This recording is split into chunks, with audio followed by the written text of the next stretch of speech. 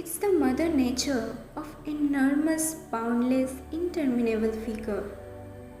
We are just some of its creature. Still, we are in a race for surpassing, controlling it, and furthermore, to hinder and conquer. As the big fishes of the seawater, due to its showy character, try to dry the ocean, by drinking its water results in futile effort and complete failure. Also, as a warbler or else a raptor, with whatever skill and power, after some stint, they all get worn and sober, lands up and takes the orb's shelter. We are more busy in recreating it than to notice existing beauty of it.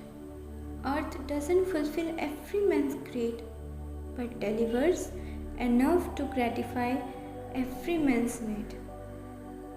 By an intense glance into nature, only we could realize everything better come together. Contribute whatever woe to make sure we will realtor to our mother nature, for making it alluring and nicer, adequate and livable for future. We have to change ourselves, else nature knows better to revive itself. Now it's up to us what we prefer and what to espouse.